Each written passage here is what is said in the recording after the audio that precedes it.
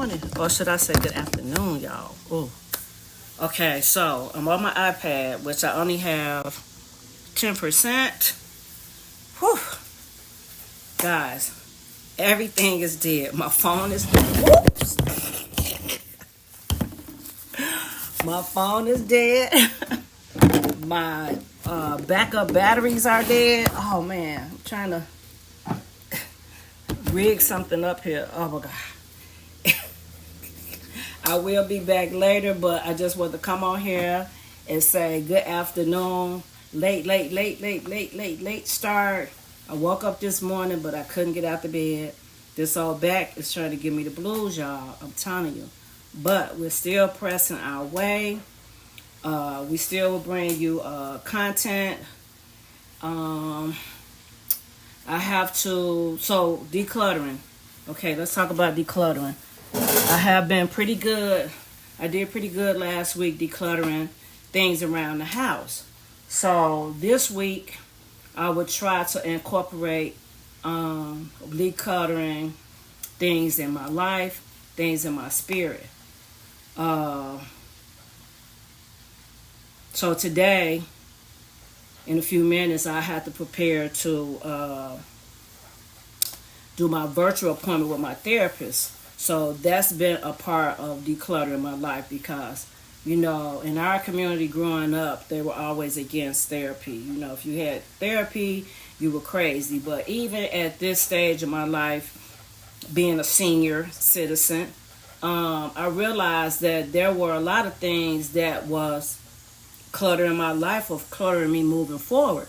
So when my body just started breaking down, it started affecting me, my mental. And I don't care what your relationship is with God, how many scriptures you know.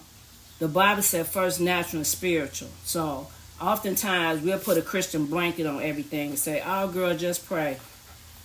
Don't worry about it, just pray. But you got to put some legs on that faith as well. So they work together.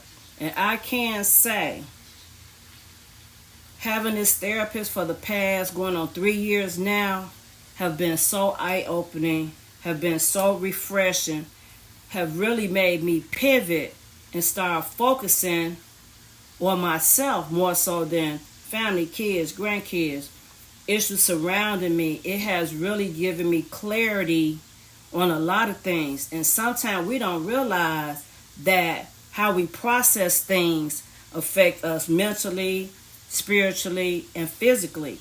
And so what I have learned with having a neutral person as a therapist, I have learned to be able to express myself more, my feelings, my truth about things. I've learned how to set healthy boundaries because I felt boundaries was cutting people off. And I know that's not how God wants us to operate because God works through people. So I have learned how to set personal boundaries in a more healthy manner.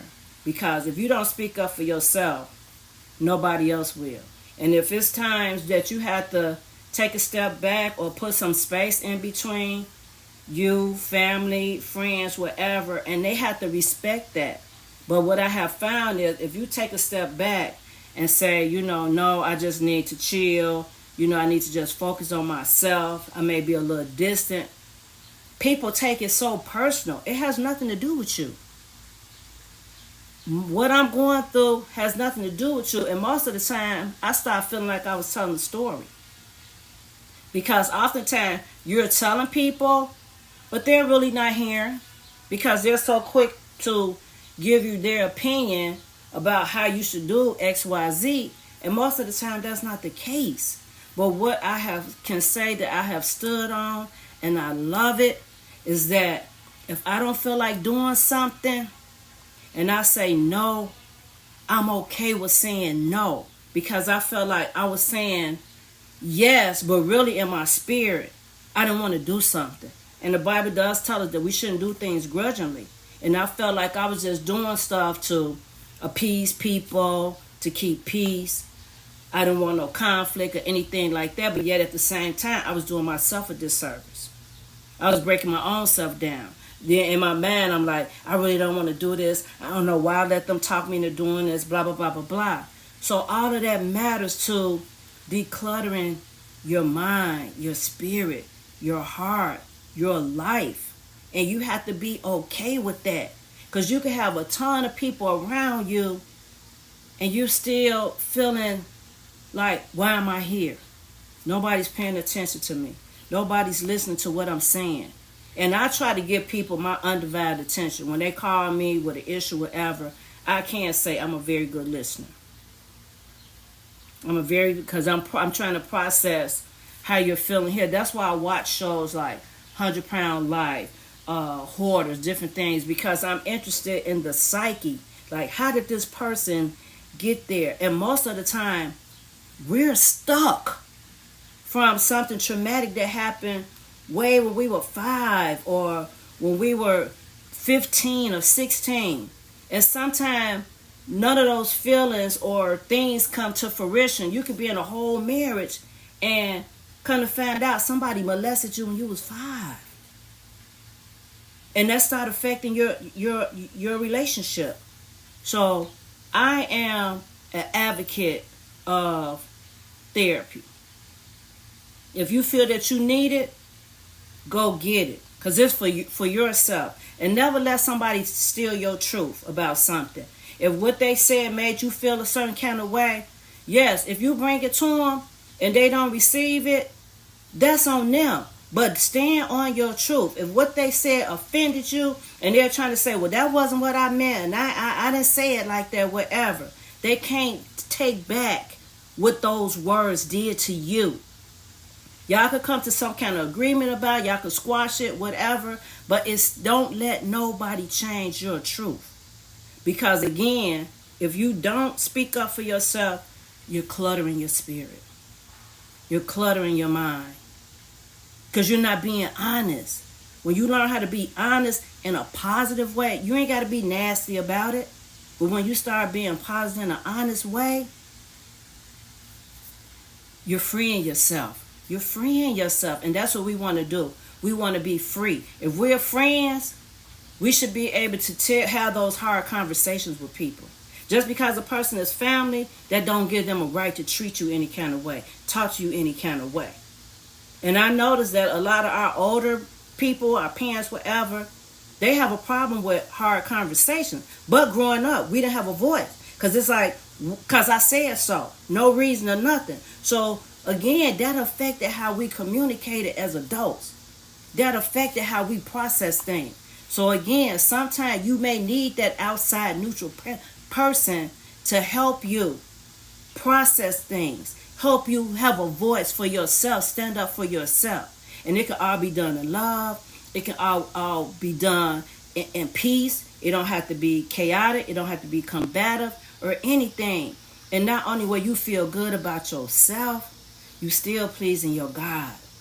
You still are handling things. You're still doing what would Jesus do. You're still handling it the right way.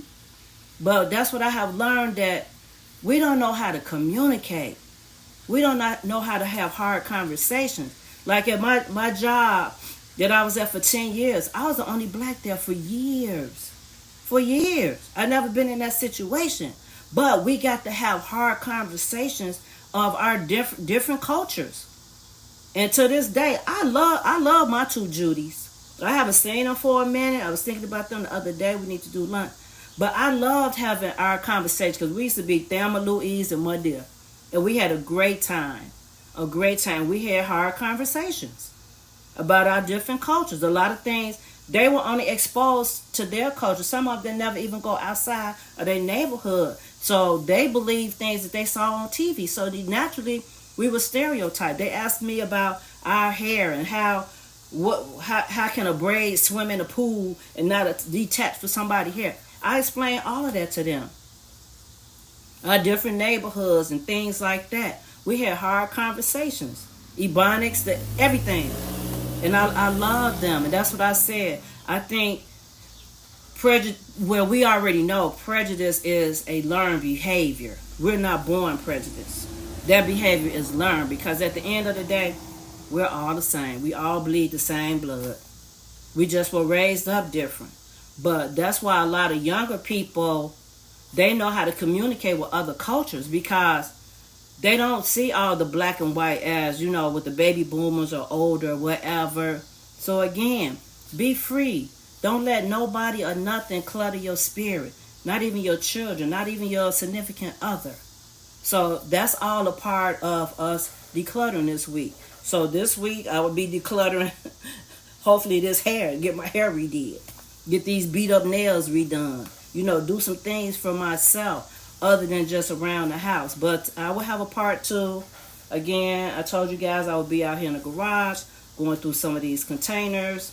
I would definitely be going through some containers upstairs. And I believe I may do one haul today. I do have a Dollar General haul.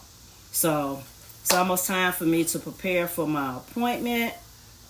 But I will definitely talk to you guys soon. So I will see you guys in the next video. So this is Miss V saying, please like, please follow, please subscribe to my YouTube channel. We have great content over here. We have been pretty consistent with this 3-week challenge. And I can see it going just a little bit longer, maybe an extra week. And follow me on all social media platforms at Miss V Designs, the number 4, you. And I'll see you in the next video. Until then, bye. I don't know how to turn this off. I don't know how to end this live.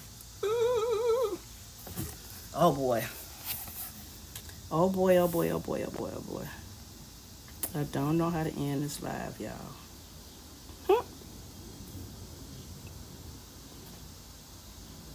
Oh, I'm going to have to do a lot of editing on this one. Dang.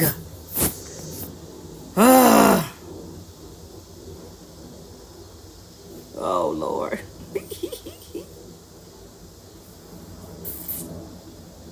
Chat settings. Oh, my God, y'all. How do I end this? How?